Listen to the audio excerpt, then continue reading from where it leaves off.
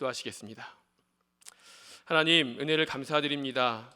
수요 저녁 시간, 저희가 이 시간을 기억하여 하나님 앞으로 나와 예배하게 하심을 감사드립니다.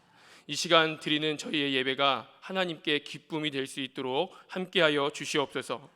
특별히 이 시간 예물 드린 예물이 있습니다. 감사헌금과 주일헌금, 11조, 월삭헌금, 이 모든 헌금을 하나님께서 아시오니 우리가 넉넉한 중에 드리는 것이 아니라 우리의 환경 중에서 최선을 다해서 드리는 이 예물을 하나님께서 받아주시고 특별히 저희의 기도 제목을 들어주셔서 하나님께 영광이 되고 저희에게 은혜가 되는 귀한 예물로 받아주시옵소서. 예수님의 이름으로 기도드립니다. 아멘. 5월 1일입니다. 우리 지금 계속해서 2024년 교회 인사말 캠페인을 하고 있는데요. 긍정의 생각, 칭찬의 언어, 감사의 고백입니다. 특별히 우리 오늘 월삭 기도회 때부터 처음 시작했는데 이런 인사가 우리 5월의 인사입니다. 당신이 최고입니다. 그런데 이렇게 꼭 하셔야 돼요. 옆 사람을 보시면서 당신이 최고입니다. 당신이 최고입니다. 서로를 격려하고 칭찬하는 가운데 계속해서 우리 교회가 아름답게 부흥해 가기 원합니다.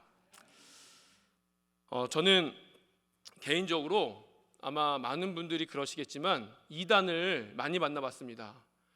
설교 준비를 오늘 한 건 아닌데 오늘 아침에도 저희 나온 초등학교 동문회를 한다고 연락이 왔는데 그 중에 한 명이 신천지가 있어요. 그래서 이거 유튜브로 나가는 거 그 특정 이단 말하면 안 되는데요, 이거.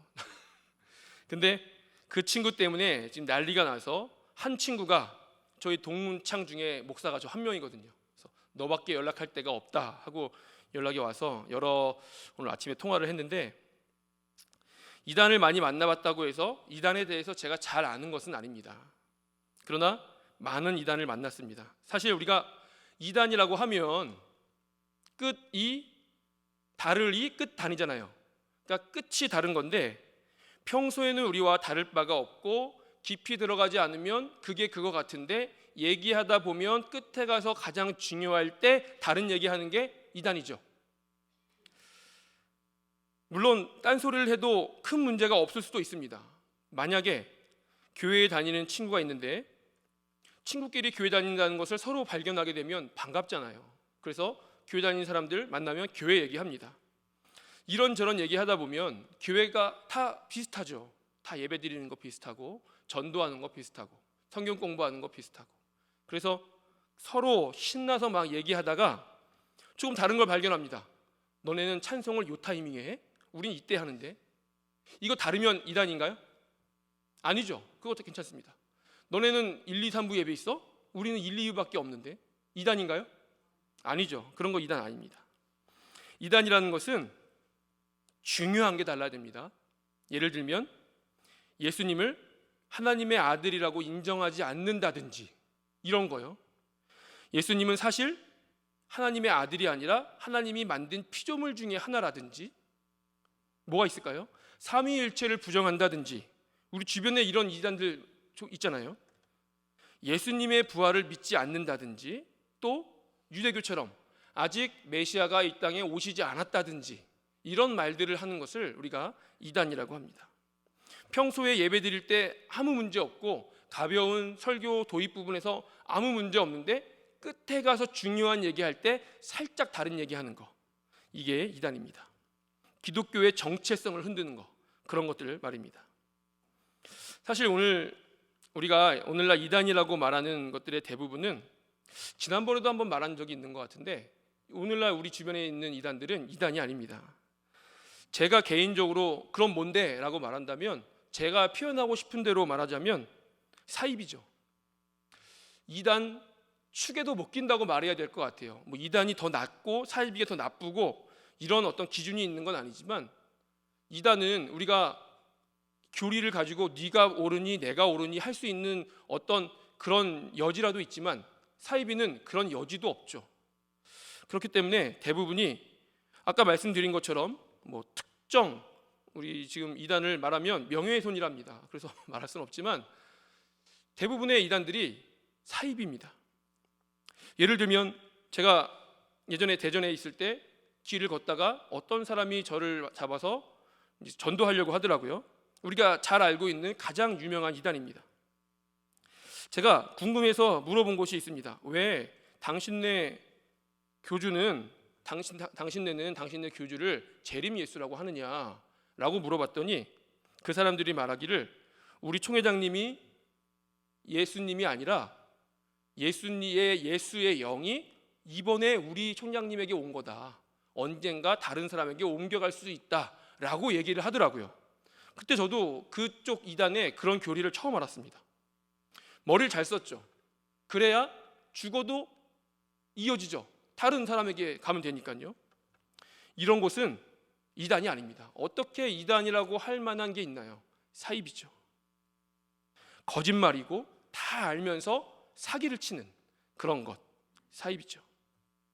그런 의미에서 저는 이단을 많이 봤지만 사실은 사이비를 많이 봤다라고 말하는 것이 옳을 것입니다. 한 번은 한 사이비를 길거리에서 만났는데 이렇게 다가오더라고요. 인상이 참 좋으시네요. 많이 만나보셨죠? 인상이 참 좋으시네요. 저는 제가 인상이 좋은 줄 알았는데 모든 사람에게 인상이 좋으시네요 하더라고요.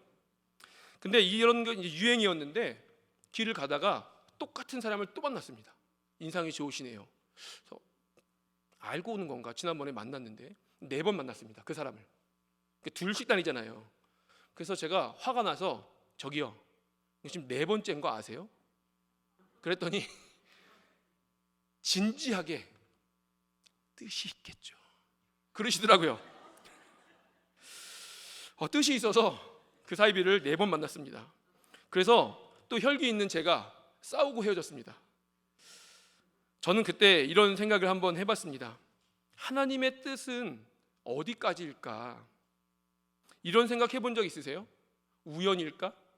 하나님의 계획일까? 장로교에서는 예정설이라는 것을 믿잖아요. 모든 것은 하나님이 예정해 놓으셨다는 것입니다. 제가 학부를 장로교에서 하고 신학대학원을 우리 교단에서 해서 확실하게 알고 있는 교리들 몇 가지는 원래 알고 있었지만 상충되는 것이 많더라고요. 근데 그 중에 하나가 가장 대표적인 게 예정설입니다. 하나님이 미리 다 예정하셨고 우리는 하나님이 예정하신 길을 걷고 있고, 얼마나 우리가 아멘하기 좋습니까? 하나님이 모든 것을 예정하셨고 하나님의 주권 아래에 있는 우리는 하나님의 뜻대로 움직인다. 아멘 하시려고 그랬죠? 아멘하기 얼마나 좋습니까? 전 이제 아멘을 원하는 게 아닌데 아멘하기 딱 좋습니다. 우리 기독교, 한국 기독교의 정서를 아주 잘 살리는 말이죠. 그러나 하나님이 우리를 그렇게 만드셨나요? 하나님이 우리를 모든 것을 예정하시고 너희는 1분 몇 초에 일로 갈 것이고 너희는 언제 몇 월 며칠 몇 시에 이걸 선택할 것이고 어디에 있을 것이고 어느 집에 있을 것이고, 그렇게 예정되어서 우리의 아무 의지 없이 예정대로 살아가고 계시나요? 아니잖아요. 고민하고 슬퍼하고 기뻐하고 선택해서 사시잖아요. 창세기 1장 26절에는 이렇게 말씀합니다. 한번 보여주시죠. 우리 다 같이 한번 읽어보겠습니다. 시작. 하나님이 이르시되 우리의 형상을 따라 우리의 모양대로 우리가 사람을 만들고. 하나님이 이 세상을 창조하실 때 로봇으로 만드시고, 우리 요즘에 AI가 아주 핫한데요, 내가 원하는 대로 움직이게 만들고, 이게 아니라 우리의 형상을 따라 우리의 모양대로 만들었다고 합니다. 모든 만물을 하나님 보시기에 필요에 따라 만드시지만, 그러나 인간을 창조하실 때는 그렇지 않습니다. 하나님의 형상을 따라 만들자, 우리가 우리의 모양을 따라 만들자. 우리는 하나님의 형상과 모양대로 지음을 받았습니다. 여기서 말하는 이 형상과 모양이 뭘까요? 물론 이제 신학적으로는 이게 뭐니 저러니 말이 많지만 너무 어렵고 이런 거 우리랑 상관도 없고요. 우리가 필요한 이 모양과 형상이라는 것은 우리가 하나님의 정신을 닮았다는 겁니다. 하나님이 가지고 있는 영적 자질을 우리가 닮았다는 거죠. 그래서 무슨 말을 하고 싶은 것인가? 우리가 하나님의 꼭두각시가 아니라는 것이죠. 우리가 하나님께서 우리에게 오실 때 느낄 수 있는 영적 감각이 우리에게 있는 것이고요. 우리가 선과 악을 행할 때 하나님이 기뻐하실까 기뻐하시지 않을까를 느낄 수 있는 감각, 사회적으로 얘기하면 똑같은 말은 아니겠지만 양심, 이런 게 우리에게 있다는 말입니다. 하나님은 우리에게 자유의지를 주셨다는 뜻입니다. 다시 말해서 우리가 예정대로 꼭두각시로 살아가는 것이 아니다라는 말입니다. 만약에 하나님께서 모든 것을 예정하셨다면 이중 예정이라고 하는데요, 지옥에 가는 사람은 지옥에 가기로 예정되어 있나요? 그럴 리가 없잖아요. 그럴 거면 차라리 안 태어났으면 좋았겠네요. 지옥에 가기로 예정되어서 태어난 사람은 얼마나 그의 삶이 저주입니까? 영원히 지옥에 있어야 될 텐데요. 하나님은 우리의 모든 것을 예정하신 것이 아니라 우리가 우리 스스로 살아가도록 자유의지를 주셨습니다. 오늘 말씀을 보니까 아브라함 이야기입니다. 어느 날 무더운 날이었습니다. 중동은 시에스타라는 게 있잖아요.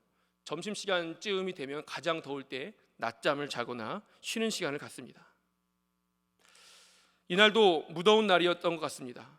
아브라함이 상수리 나무들이 있는 곳에서 쉬고 있었는데 갑자기 눈을 들어보니 세 사람이 있었습니다. 근데 이게 성경의 표현으로는 다 이해할 수 없지만 말씀대로 본다면 저기 멀리서부터 걸어온 것을 아브라함이 누군가 하고 유심히 본 게 아니라 거기서 원래 있었는데 갑자기 불현듯 세 사람이 있는 것을 발견한 것입니다. 심상치가 않죠.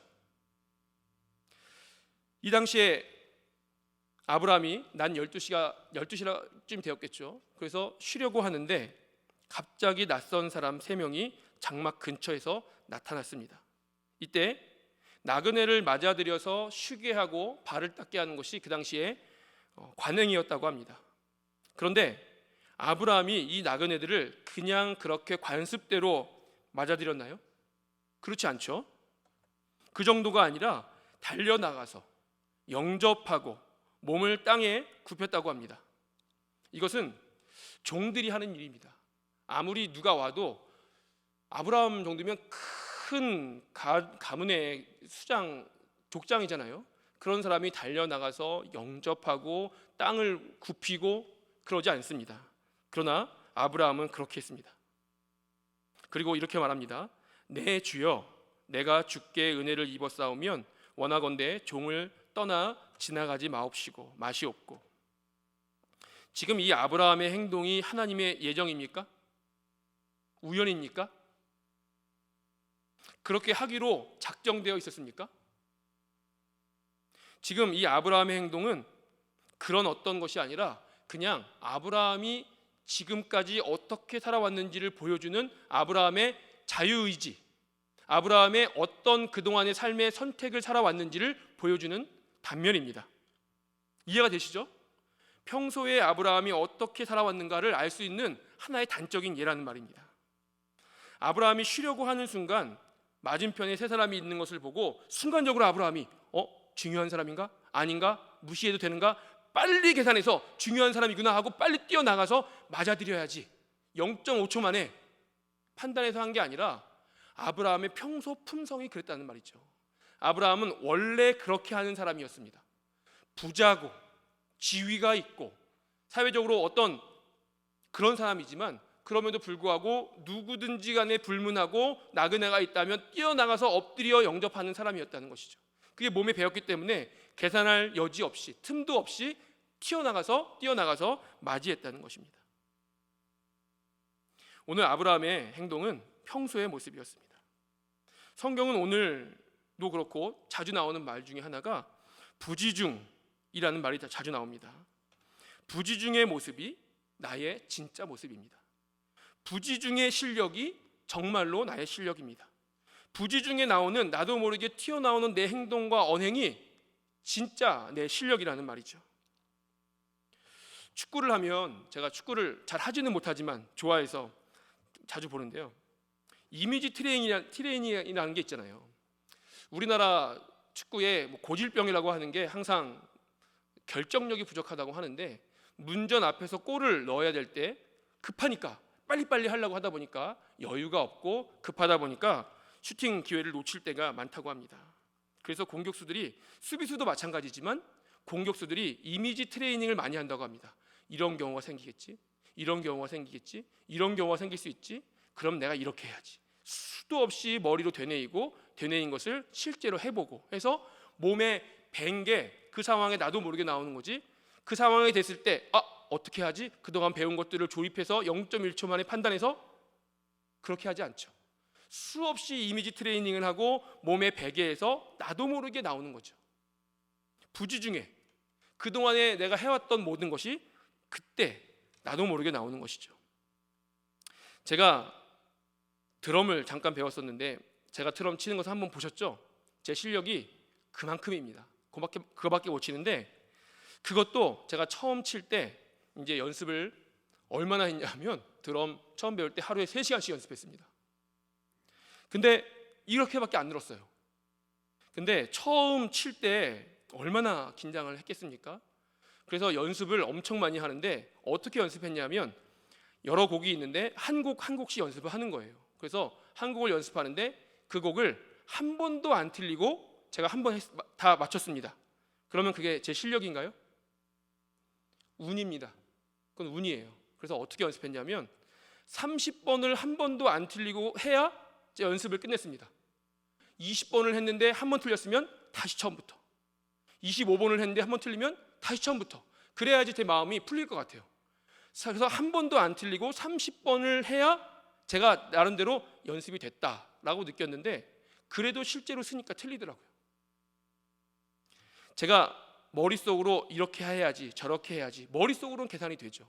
근데 그게 한 번 우연히 됐다고 해서 제 실력이 아닙니다. 제가 부지 중에 나올 수 있도록, 나도 모르게 몸에 밴 게 나올 수 있도록 연습을 해놔야 그게 내 실력이라는 것이죠. 부지 중에 나오는 것이 내 실력입니다. 부지 중이라는 것은 그 사람의 진면목입니다. 내가 잘하려고, 잘 보이려고, 좋게 보이려고 그때그때마다 그렇게 하는 것이 내 실력이 아니라 평소에 기도하던 습관, 평소에 감사하는 습관, 평소에 예배하는 습관, 평소에 내가 그리스도인이라는 인식을 하고 살아가는 내 선택들, 행동들, 그 부지 중에 나의 신앙이 내 실력이라는 것이죠. 이 부지 중에 한 아브라함의 행동이 아브라함의 집에 커다란 일을 가져옵니다. 먼저 아브라함은 급히 장막으로 가서 고운 가루 세 스아를 가져다가 반죽을 해서 떡을 만들게 시킵니다. 이게 얼마만큼이냐면 한 가루 한 스아가 8kg라고 합니다. 8kg. 세 스아니까 24kg죠. 24kg를 요리하는 게 도대체 얼마큼입니까? 그런 해보신 적 없으시죠? 이 정도 할 일이 없잖아요. 우리 교회 식당에서 할 정도인 것 같습니다. 책을 보다 보니까 밀가루 20kg 한 포대가 100인분이라고 써 있더라고요. 그러니까 24kg니까 계산해 보면 계산대로 하면 120인분이고요. 이것뿐만 아니라 여러 가지 재료를 넣으면 넘어가겠죠. 그리고 좋은 송아지를 잡았습니다. 송아지는 몇 인분인가요? 안 잡아서 모르겠습니다. 이뿐만 아니라 엉긴 젖과 우유를 준비했다고 합니다. 엉긴 젖은 굳이 오늘날로 친다면 요구르트 같은 것이라고 합니다. 이게 지금 누구 먹이려고 하는 겁니까? 나그네 3명을 먹이려고 하는 겁니다. 그러니까 이게 지금 아브라함의 성품을 엿볼 수 있죠. 그 사람들이 중요한 사람이라고 여기기 때문에 남는 걸 버릴지라도 내가 이 사람들에게 잘 보여야지 하는 마음이 아니죠. 이 잔치를 통해서 우리 가족들이 다 먹어야 되는데 아브라함 가족이 몇 명입니까? 100명입니까? 200명입니까? 식솔들이 다 먹을 것을 준비하는 겁니다. 이게 아브라함의 기본 성품이라는 것이죠. 오늘만 그런 것이 아니라 원래 아브라함은 그런 사람입니다.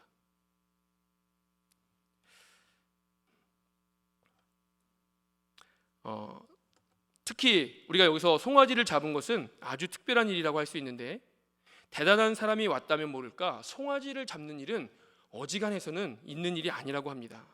그런데 오늘 단지 3명의 나그네를 위해서 송아지까지 잡은 것은 이것도 마찬가지로 식솔들을 배려한 것이죠. 특별하게 어떤 날 송아지 고기를 먹을 일이 없는데 특별하게 오늘 온 우리 식솔들이 함께 배부르게 좋은 음식을 먹게 하기 위해서 아브라함이 그렇게 했다는 것입니다. 또 한 예로 아브라함은 자기 집 모든 소유를 맡은 한 늙은 종이 있었잖아요. 이 종에게 어떤 것을 맡기냐면 이삭, 하나밖에 없는 아들 이삭의 아내가 될 사람을 하란에 가서 선택해서 와라, 데리고 와라 라고 하잖아요. 물론 이 당시에 그런 문화였는지 모르겠지만 하나밖에 없는, 물론 아들이 하나는 아니지만 지금 우리 같이 있는 하나밖에 없는 아들의 배필을 구하는데, 지금 이삭이 40살입니다. 그 배필을 구하는데 네가 가서 네가 보기에 괜찮은 사람으로 결정해서 와 라고 하는데 이게 쉬운 일은 아니죠. 종과 아브라함의 관계가 단지 상전과 종의 관계만은 아니었다라는 것을 우리가 알 수 있습니다. 그런 아브라함의 부지중의 모습, 평소의 모습, 이것은 내년 이맘때쯤이면 아들을 낳게 될 것이라는 충격적이지만 놀라울 정도로 기쁜 일을 맞이하게 됩니다. 사실 이 세 명의 나그네 중 한 명은 하나님이잖아요. 하나님이 아브라함에게 말씀하십니다. 내년 이맘때 내가 반드시 너에게로 돌아올 것인데, 그리고 그때는 너의 아내 사라에게 아들이 있을 것이다. 그때 사라의 반응이 어떻습니까? 우리라면 어떻겠습니까? 믿어지지 않죠. 말도 안 되죠. 네가 누군데 그런 예언을 해? 말도 안 되게. 내 나이가 몇 살인데. 지금 사라의 나이가 89세입니다.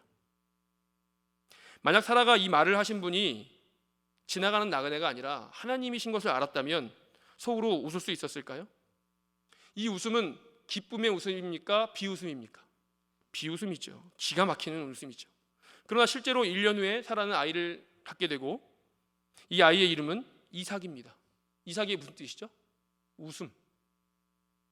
사라가 장막 뒤에서 웃은 것은 비웃음, 엉뚱하고 말도 안 되는 일에 대한 웃음인데, 그러나 하나님은 아브라함과 사라에게 비웃음을 주신 것이 아니라 즐거움과 기쁨의 웃음을 주셨습니다. 실제로 아브라함과 사라는 하나님의 복인 아들로 인해서 굉장히 즐거워했죠. 그랬더니 온 동네 사람들이 함께 웃었습니다. 온 동네 사람들의 웃음은 어떤 웃음이었을까요? 물론 몇몇은 기쁨의 웃음이었겠지만 많은 사람들이 비웃음이었을 것입니다. 그러나 하나님은 그것을 기쁨과 즐거움의 웃음으로 바꾸시는 분이었던 것이죠. 이 모든 일들이 어떻게 해서 일어났죠? 아브라함의 부지중의 행동으로 인해서 나타난 것입니다.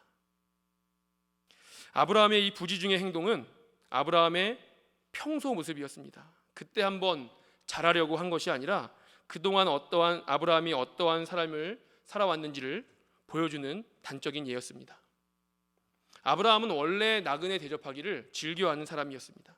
자기의 부를 과시하고 내 권력을 과시하고 나그네를 대접할 때 나를 드러내기 위함이 아니라 섬김의 마음으로, 그것도 자기 식솔들까지 챙기면서, 이것이 아브라함의 모습이고 아브라함의 부지중의 모습이었고 아브라함의 인격이었습니다. 우리의 모습을 돌아보면서 우리가 평소에 우리의 신앙의 모습이 결정적일 때 드러나기 원합니다. 결정적일 때 우리가 잔뜩 준비해서 하는 것이 아니라 부지중의 모습이 결정적일 때 우리의 모습으로 드러나기 원합니다. 물론 갑자기 기도 제목이 생길 때, 갑자기 어려움이 생길 때 당연히 기도해야죠. 당연히 기도 제목 나눠야죠. 중보해야죠. 하지만 하나님은 때로 기도하라고 그런 일을 주시기도 하지만 평소에도 기도의 삶을 살고 평소에도 하나님과 밀접한 관계를 맺기를 원하시는 것입니다. 그럴 때 우리의 기도가 더욱더 힘이 있는 것이고, 그럴 때 우리의 예배가 더욱더 기쁨의 예배가 되는 것이고, 우리에게 은혜가 있고 우리의 기도를 예민하게 반응하시는 것 아니겠습니까? 우리의 이 부지중의 행동, 하나님을 향한 부지중의 이 모습뿐만 아니라 성도 간의 모습도 평소의 모습이 드러나기 원합니다. 내가 좋아하는 사람, 내가 더 가까운 사람 뿐만 아니라 부지중에 우리가 기본적으로 사람을 대할 때의 이 행동의 수준이 더욱더 높아지는 저와 여러분 되시기 원합니다. 우리가 누구를 대하든지 평소의 모습이 하나님을 대하는 것처럼 사람을 대하고, 하나님을 대할 때 특별한 날 특별히 대하는 것이 아니라 부지중의 모습이 우리의 평소의 모습이 우리의 실력이 되기 원하고, 사람을 대할 때도 하나님을 대하는 것처럼 우리의 부지중의 모습으로 대하는 저와 여러분 되시기 원합니다. 우리 이 시간에 다 같이 찬양하시겠습니다. 하나님은 너를 지키시는 자.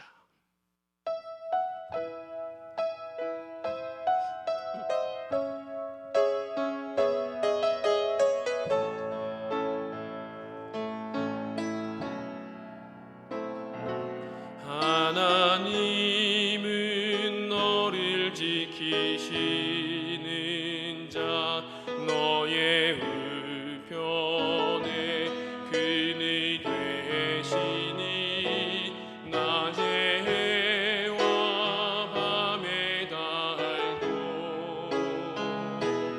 너를 해치 못하리. 하나님은 너를 지키시, 너의 환난을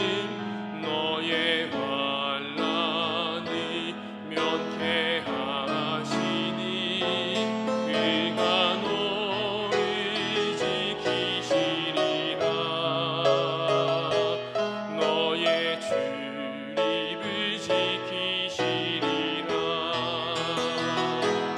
눈을 들어 산을 보아라. 너의 도움 어디서 오나. 천지 지으신 너를 만드신 여호와께로 눈을 들어 산을 보아라. 눈을 들어 산을 보아라. 너의 도움 어디서 오나. 천지 지으신 너를 만드신. 우리 다시 한번 찬양하시겠습니다. 눈을 들어 산을 보아라. 너의 도움이 어디서 올까. 눈을 들어 산을 보아라. 너의 도움 어디서 오나. 천지 지으신 너를 만드신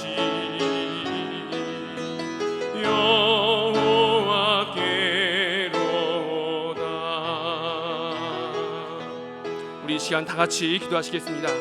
하나님, 저의 부지중의 모습이 하나님이 기뻐하시는 모습이 되도록 도와주시옵소서. 평소의 모습이 저의 실력이 되게 도와주시고 늘 하나님의 백성의 모습으로 한결같이 살아갈 수 있도록 도와주시옵소서.